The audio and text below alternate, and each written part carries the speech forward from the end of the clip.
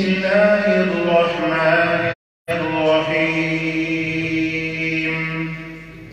أومن كان ميتا فأحييناه وجعلنا له نورا يمشي به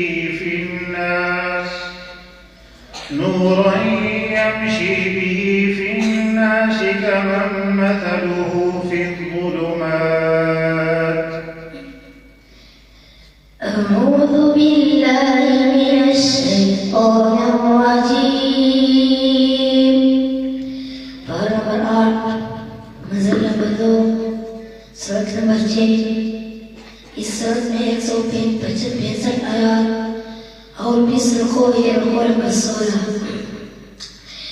बिस्मिल्लाहिर्रहमानिर्रहीम। अवमन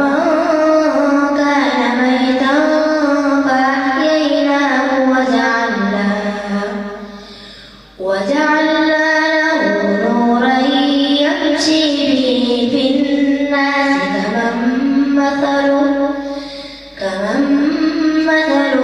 في الظلمات ليس بخارج منها كذلك زين للكافرين ما كانوا يعملون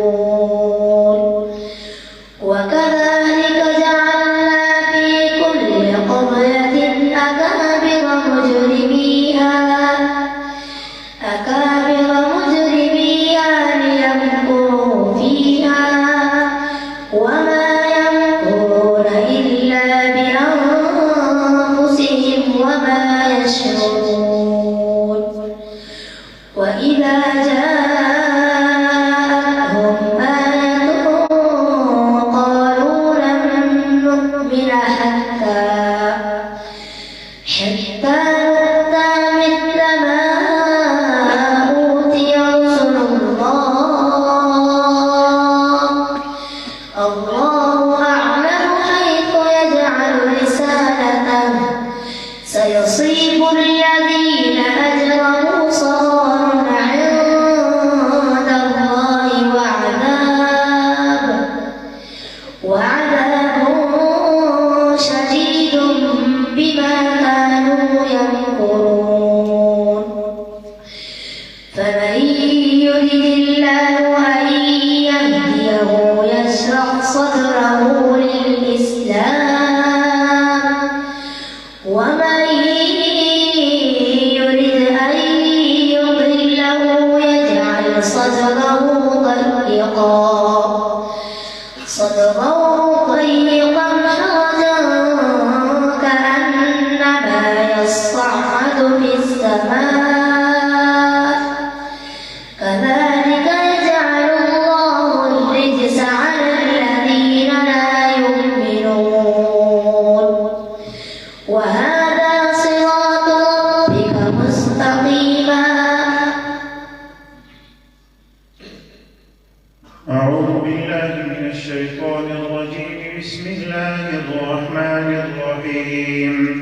يا أيها الرسل كلوا من الطيبات واعملوا صالحا إني بما تعملون عليم.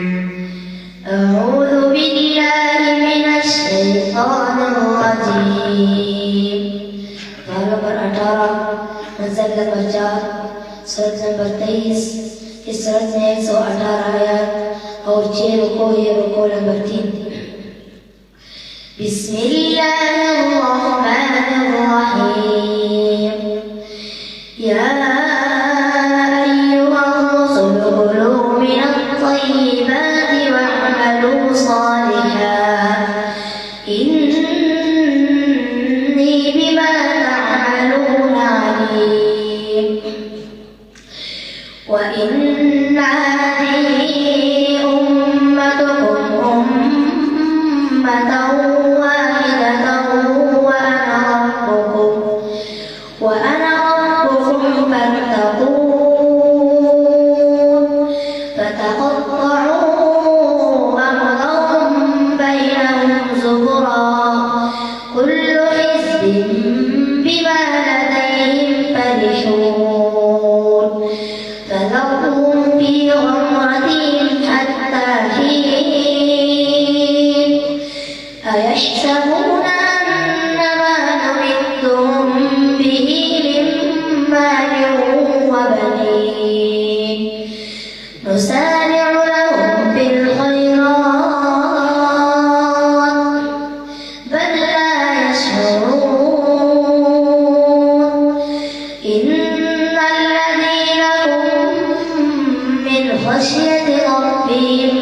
مشفقون والذين هم بآيات ربهم يؤمنون والذين هم بربهم لا يشركون والذين يؤتون ما آتوا وقلوبهم وجلة أنهم إلى ربهم راجعون. بسم الله الرحمن الرحيم. عسى الله أن يجعل بينكم وبين الذين عاديتم منهم مودة والله قدير والله غفور رحيم. أعوذ بالله من الشيطان الرجيم. Ayat nomor 28 Mazal Basar Surat nomor 7 इस सूरत में 13 आयत और 2 रुकू ये रुकू नंबर 2. बिस्मिल्लाहिर्रहमानिर्रहीम. عسى الله أن يجعل بينكم وبين الذين عاديتم منهم مودة والله قدير والله غفور رحيم. لا ينهاكم الله عن الذين لم يقاتلوكم في الدين ولم يخرجوكم من دياركم أن تبروهم وتقسطوا إليهم إن الله يحب المقسطين. إنما ينهاكم الله عن الذين قاتلوكم في الدين وأخرجوكم من دياركم وظاهروا على إخراجكم أن تولوهم ومن يتولهم فأولئك هم الظالمون. الله العظيم.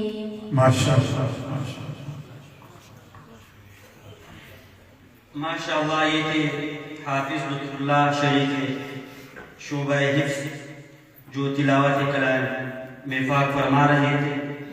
अब मैं इस मुसाबक़े के अगले मुक़र्रिर मोहतरम मोहम्मद उस्मान दरजा सादिया को दावत खिताब देता हूँ कि वो स्टेज पर तशरीफ़ लाए और तकब्बुर के इंजाम पर अपने ख़्यालात का इजहार फरमाए. तालिब इल्म मोहम्मद उस्मान दरजा सादिया.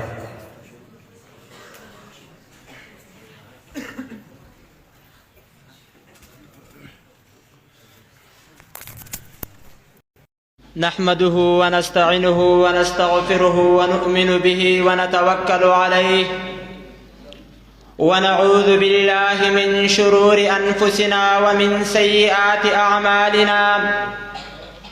من يهده الله فلا مضل له ومن يضلله فلا هادي له.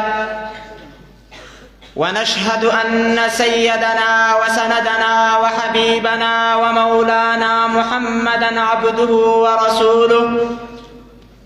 أما بعد فقد قال الله تعالى في القرآن المجيد والفرقان الحميد. أعوذ بالله من الشيطان الرجيم. بسم الله الرحمن الرحيم. والله لا يحب كل مختال فخور. وقال النبي صلى الله عليه وسلم من تواضع لله رفعه الله ومن تكبر وزعه الله أو كما قال عليه الصلاة والسلام.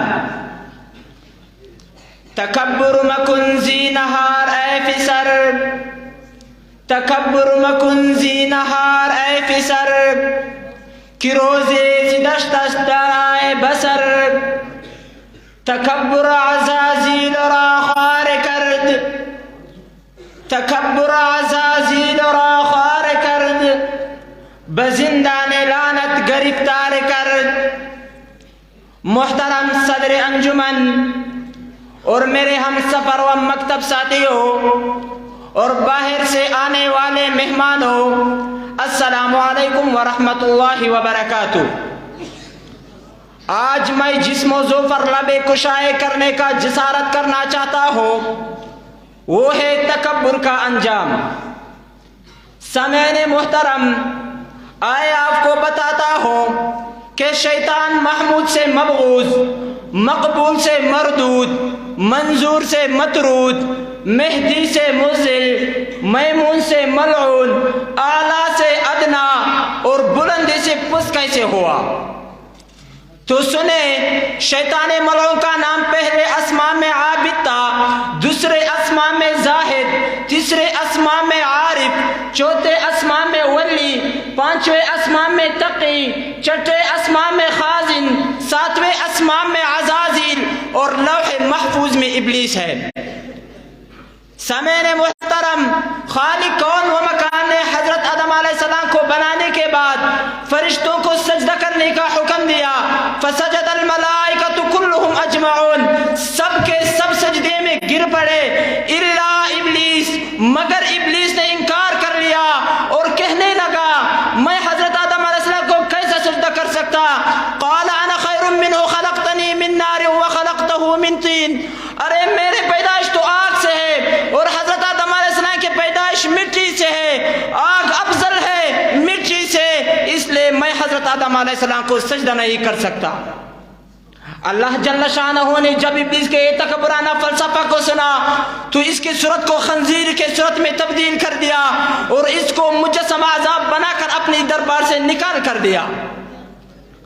حالانکہ یہ ابلیس وجیح الصورت، بدیع الشکل، چار بازو والا، بہت علم والا، بڑی عبادت کرنے والا، فرشتوں کا استاد اور ان کا سردار تھا، مگر ہائے تکبر خود پسندیدی نے سب خوبیوں اور صفات چنیدہ پر پانی پھیر لیا۔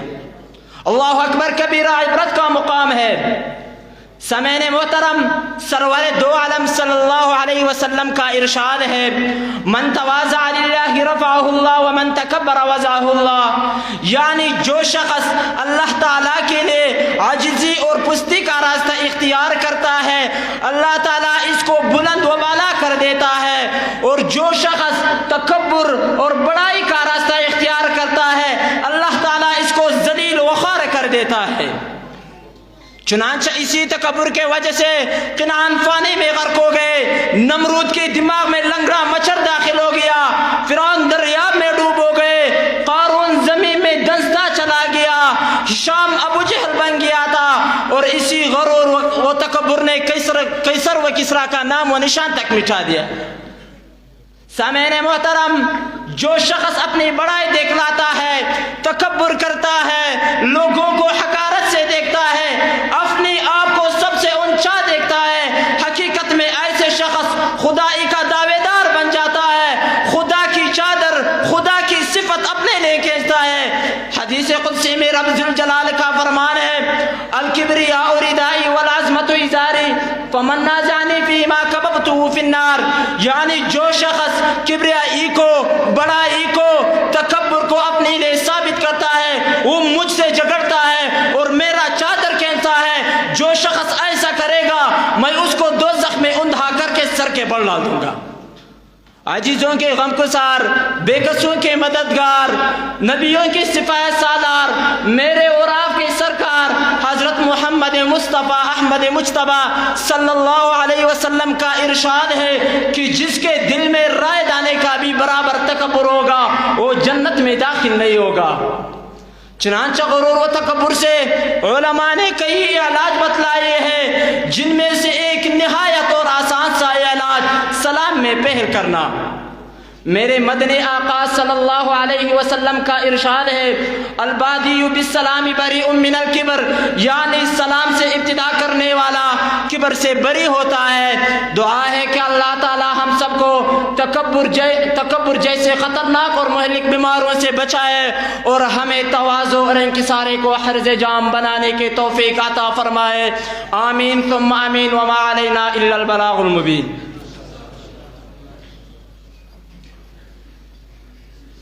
तकब्बुर अज़ाज़ील रा फार कर, तकब्बुर अज़ाज़ील रा फार कर, बज़िंदा निरानत कर इफ्तार कर।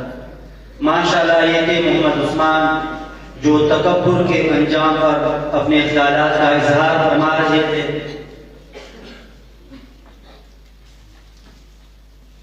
After that, I am going to invite Muhammad Iqbal to come to the stage and deliver his speech on the topic of situation of Ummat Muslimah. Student Muhammad Iqbal, Muhammad Ali.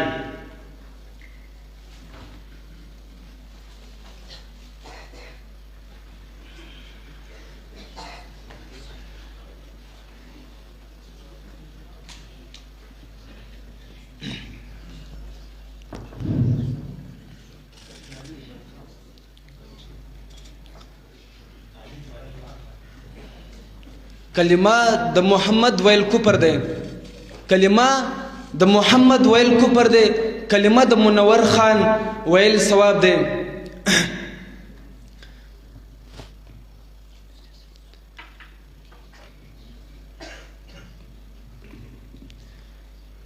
Respectable guests, honorable teachers, and my seminary fellows, Assalamu alaikum wa rahmatullahi wa barakatuh.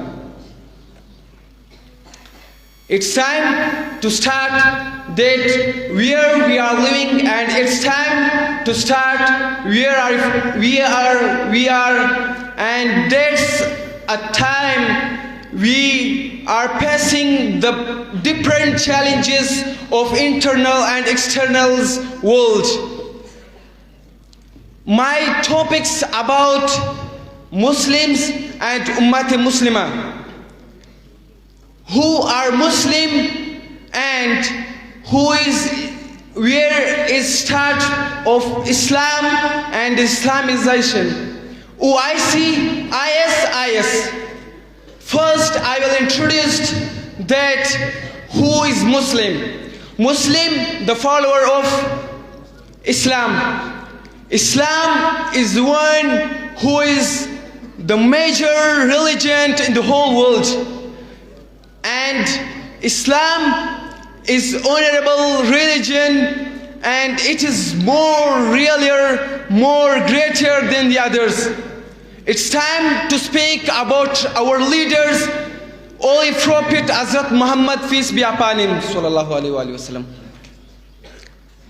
He was such a great leader who was saying that, who are talking about that, who tell us about, even though we are taking bath, we are walking, we are going anywhere, that is one of the world leaders. And it starts our day by the greatest name of Almighty Allah, and where Islam's start from. Islam is started being from Saudi Arabia. It was a country of Saud Khan, and we are the Ummah of Hazrat Muhammad, peace be upon him. Please silence. कहीं ये सुजदे तुझे काफिर ना कर दे इकबाल, कहीं ये सुजदे तुझे काफिर ना कर दे इकबाल, तू झुकता कहीं और है और सोचता कहीं और है. And the great issue nowadays we are facing that is OIS and Pan-Islamism. Pan-Islamism is started been from IC, that called Islamic Cooperation, who told us that we are never been clear of someone and we will never be cleared. And that's called IS. So I requested you, all of you, my dear audience, it's time to show how we are and how we were and how we will be in the whole world. We are about 1.3 to 1.5 billions of the population of the whole world, and we are facing such a great issue nowadays, and that is not that we are facing. And what we are facing now? We are facing that the others are cleverer, that the others are making us clever. We never want that we will be clever. ہم کبھی کسی کے غلام نہیں ہونا چاہتے. And there's a time to be united, and it's a time to be cooperated. It's a time to show how we were, how we have, and how we will be.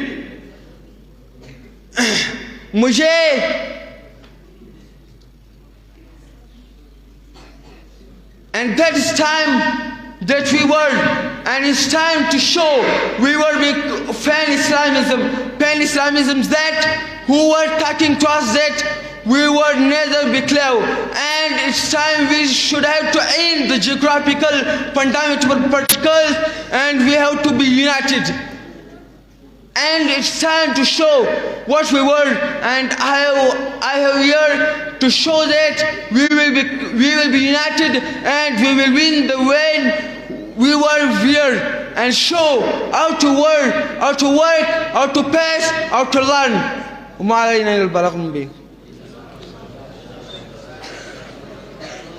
MashaAllah, this was Muhammad Adil speaking about the topic of situation of Ummat-e-Muslimah. پنڈال میں موجود تمام حاضرین سے گزارش کی جاتی ہے کہ آپس میں گفتگو سے اجتناب کریں اور مقرر صاحب کو غور سے سنیں.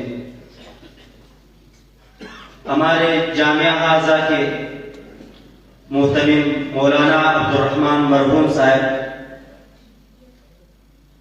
یہ غالباً اس کے وفات سے 2 مہینے 3 مہینوں کے پہلے کا واقعہ ہے کہ اس کے 2 خواہشات تھے کہ جامعہ حاضہ میں شعبہ حفظ اور تعلیم طالبان کے حوالے سے انہوں نے ناظم صاحب اور مفتی محمد انور صاحب اور جامعہ کے دیگر اساتذہ سے مشاورت فرمائی کہ اگر یہ 2 شعبے شروع ہو جائے تو انتہائی جامعہ کی نیتی ہوگی.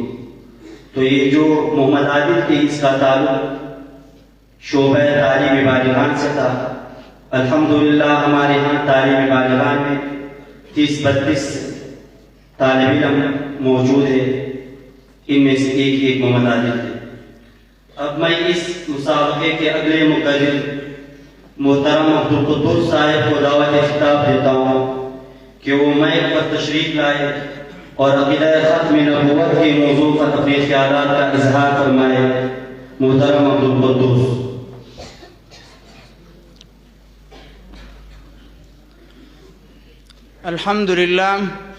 الحمد لله وكفى وسلام على عباده الذين اصطفى. أما بعد فأعوذ بالله من الشيطان الرجيم. بسم الله الرحمن الرحيم. يا أيها الناس إني رسول الله إليكم جميعا. صدق الله العظيم. وقال النبي صلى الله عليه وسلم: يا أيها الناس إني ربكم واحد وآباؤكم واحد ونبيكم واحد لا نبي بعدي، او كما قال عليه الصلاة والسلام. اگر اظہار استبداد کا معنی بغاوت ہے، اگر اظہار استبداد کا معنی بغاوت ہے، اگر مظلوم کی فریاد کا معنی بغاوت ہے، تو پھر میں ایک باغی ہوں، میرا مسلک بغاوت ہے، میرا مکتب بغاوت ہے. بغاوت کرنے والے کم سے کم آزاد ہوتا ہے، زبان آزاد، دل آزاد، دم آزاد ہوتا ہے. صدر محفل، اکابر علماء کرام اور طلباء عظام، السلام علیکم ورحمۃ اللہ وبرکاتہ. آج کے عظیم الشان تقریری مقابلے میں جس موضوع کو لے کر حاضر ہوا ہوں وہ ہے تفویض عقیدہ ختم نبوت۔ محترم سامعین، عقیدہ ختم نبوت دین کا ایک حساس معاملہ ہے۔ عقیدہ ختم نبوت دین کی بنیاد بھی ہے۔ عقیدہ ختم نبوت اللہ کا قانون ہے، محمد الرسول اللہ صلی اللہ علیہ وسلم کا ابرو ہے، قرآن و سنت کے محور بھی ہیں، مرکز بھی ہیں، ہمارا ایمان بھی ہے اور ہمارے جان بھی ہے۔ عقیدہ ختم نبوت کے 1400 سال گزر گئے، سب کا اتفاق ہے کہ ذات نبوت پر اللہ نے ہر قسم کی نبوت کا دروازہ بند کیا ہے۔ اللہ نے صرف ایک دروازہ بند نہیں کیا، اللہ نے 2 دروازے بند کیے کہ قیامت تک نبوت کا دروازہ بھی بند، کہ قیامت تک نبوت کا دروازہ بند ہو چکا ہے اور صحابیت کا دروازہ بھی بند ہو چکا ہے۔ رسولوں نے ہدایت کا سلسلہ سیدنا آدم سے جو شروع ہوا تھا، امینہ کے لال کے سر پر ختم نبوت کا تاج سجا کر اللہ نے اس کو کامل اور مکمل کر دیا۔ محترم سامعین، اللہ نے نبیوں کو جمع کیا، کہا کتاب دوں گا، حکمت دوں گا، نبوت دوں گا، پھر تمہارے بعد ایک رسول آئے گا۔ ثم جاءکم رسول، یا اللہ وہ کیسا ہوگا؟ اللہ فرماتے ہیں وہ ایسا ہوگا کہ میں اس کی انگلیوں سے پانی کا چشمے جاری کر دوں گا۔ یا اللہ وہ کیسا ہوگا؟ اللہ فرماتے ہیں وہ ایسا ہوگا کہ میرا محبوب تو قدم اٹھا میں حق کو بلند بناؤں گا، تو گفتگو کر میں حدیث بناؤں گا، تو بہانہ کر میں شریعت بناؤں گا، تو غصے میں ہوگا میں جہنم اور راضی ہوگا میں جنت بناؤں گا۔ 4 آیاتیں ہیں جس کے آخر میں سین آتے ہیں۔ شهر رمضان الذي أنزل فيه القرآن هدى للناس إن أول بيت ووضع للناس كنتم خير أمة أخرجت للناس قل أعوذ برب الناس۔ یہ 4 آیاتیں ہیں جس کے آخر میں سین آتے ہیں۔ قرآن پر کتب ختم، مرکزیت کعبے پر ختم، یہ امت اسلام پر ختم، ربوبیت خدا پر ختم، نبوت مصطفیٰ پر ختم۔ حسن مصطفیٰ کو دے کر سوچتے ہیں یہ دنیا، حسن مصطفیٰ کو دے کر سوچتے ہیں یہ دنیا، وہ مصور کیسا ہوگا جس کی یہ تصویر ہے۔ محترم سامعین، جب لڑائی شروع ہوتی ہے پیغمبر دعا کرتا ہے، یا اللہ یہ 313 میرا اساس ہے، میرا مدعا ہے، میرے محنتیں اگر یہ کامیاب ہو گئے تو اسلام ہر دم کامیاب ہوگا۔ یا اللہ تیرے دین کی خدمت کا بول بالا ہو جائے گا، سپر طاقت کا منہ کالا ہو جائے گا۔ اگر نیا نبی آنا ہوتا، نیا رسول آنا ہوتا تو میرے پیغمبر کے دعا کا یہ انداز نہ ہوتے، یہ لہجہ نہ ہوتے، اس لیے نبی نے کہہ دیا کہ میں پہلے آ رہا ہوں، قیامت پیچھے آ رہا ہوں۔ محترم سامعین، میں ایک اور بات کرنے لگا ہوں۔ حضرت عبد الرحمن نے کہہ رہا تھا، حضرت عبد الرحمن نے کہا کہ میرے دائیں بائیں اعلان ہوتا ہے، آواز آئیں ابو جہل کہاں ہیں؟ میں نے کہا آپ نے اس کو کیا کرنا ہے؟ کہا قسم کھائی ہے مر جائیں گے ہمارے کہداروں کو، کہا قسم کھائی ہے مر جائیں گے ہمارے کہداروں کو، سنا ہے وہ گالیاں دیتا ہے محبوب باری کو۔ حضرت عبد الرحمن نے کہا کہ آپ وہاں تک پہنچ نہیں سکتے۔ وہ کہنے لگے حفاظت کر رہا ہے اس کا فوج کا دستہ، حفاظت کر رہا ہے اس کا فوج کا دستہ، یہ دستہ کب طلب رٹے گا اسرائیل کا راستہ۔ اس لیے میں کہتا ہوں کہ یہ عقیدہ بناؤ کہ حضور صلی اللہ علیہ وسلم آخری نبی ہے، اس کے بعد جو بھی نبوت کا دعویٰ کرے گا وہ دجال ہے، وہ کذاب ہے، وہ دائرہ اسلام سے خارج ہے۔ کیوں؟ اللہ ہمارے مشکل کشائی کے لیے کافی ہیں، نبی ہمارے رہنمائی کے لیے کافی ہیں۔ فنا فی اللہ کہتے میں، فنا فی اللہ کے تہ میں بقا کا راز مضمر ہے، فنا فی اللہ کے تہ میں بقا کا راز مضمر ہے، جسے مرنا نہیں آتا اسے جینا نہیں آتا۔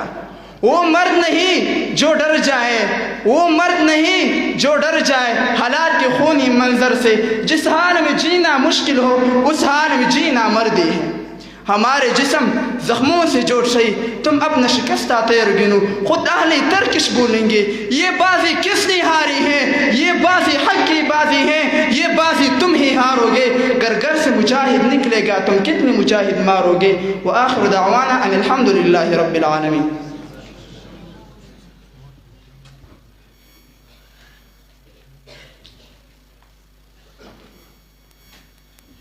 ہے پختہ تر یقین کی رسالت تمام شد، ہے پختہ تر یقین کی رسالت تمام شد، بعد حضور پاک نبوت تمام شد، صادق یہ ان کا قول کہ وہ